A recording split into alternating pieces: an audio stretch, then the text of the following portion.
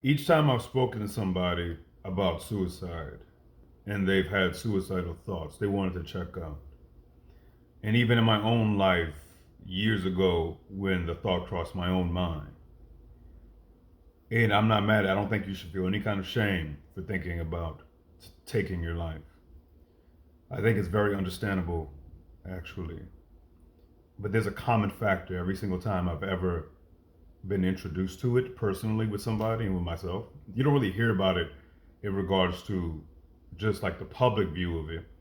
Publicly, you hear about suicide with people, and it's just they're just some kind of imbalance, some kind of just messed up, and then it's. But what I've noticed, the common factor in with the people I've met personally, and in my own case, the common factor is trying to live up to an expectation of the people around you. It's never it's not somebody that doesn't have any kind of social issues.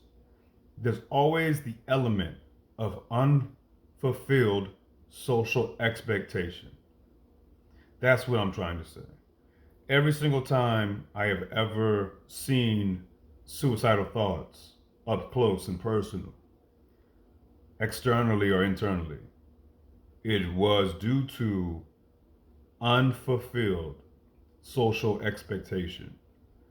It's the sense of obligation.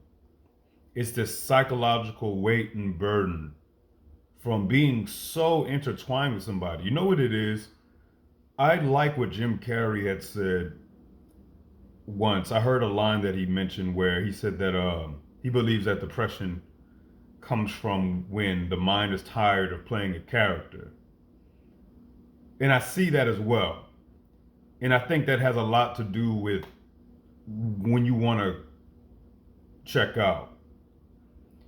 Because I don't know if I don't know if I've seen somebody who wants to check out who just gave themselves full permission to feel however they want to feel, to live however they want to live, to do whatever they want to do, no matter what anybody says. So when someone I haven't seen yet, someone genuinely and truly disregard the social expectation and want to check out. I'm sure it exists. I'm not saying there's only one reason why somebody wants to kill themselves, but often it is due to us intertwining our being with the expectation of this world. You don't think that's crazy?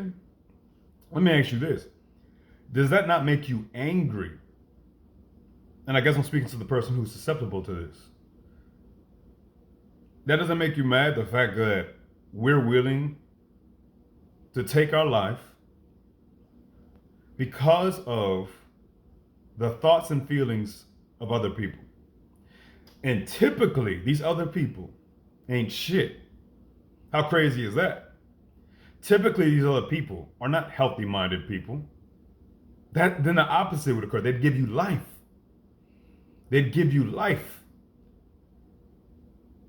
If these people were healthy minded people trying to be the best version of themselves every day that just had high standards and maybe a little bit tough, but it was all love and all health, it wouldn't be that. You know why? Because there'd be much more reasonability, much more fairness, much more of an interest in well being. But instead, what you get when you want to check out are people that are just as messed up as you are, minus the part where they have an interest in checking out.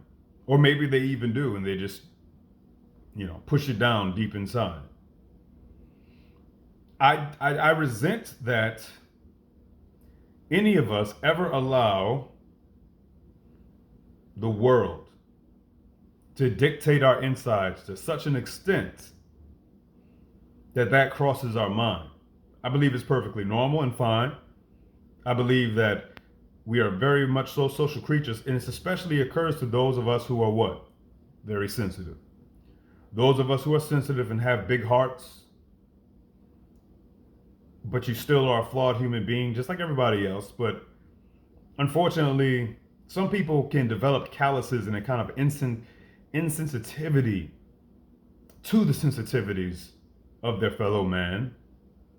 And it's very easy for them in a sense. Comparatively, at least, it's easy for them to be indifferent, to be shallow, to be inconsiderate, to be self-absorbed. It's very easy.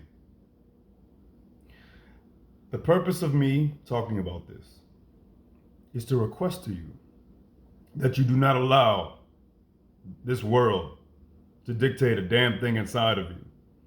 That should be one of your aspirations.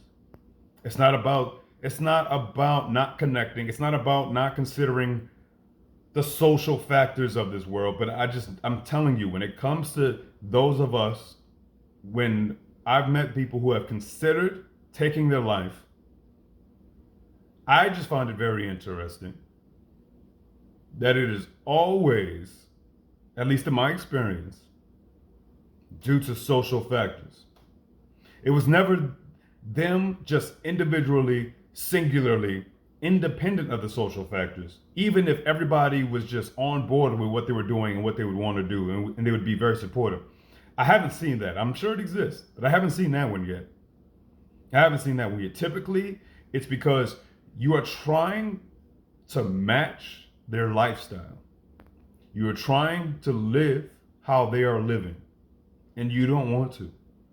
Your mind is tired of playing that character. Stop playing the character. Know that your individual power is important. Your individual singular health, independent of everybody else, is important. What these people don't realize, if you're one of these people that you're kowtowing constantly to the whims and to the desires of everybody around you, what they don't realize and what you need to fight for, you need to fight for your individual singular power and strength and restoration, because you're no good to anybody until you do.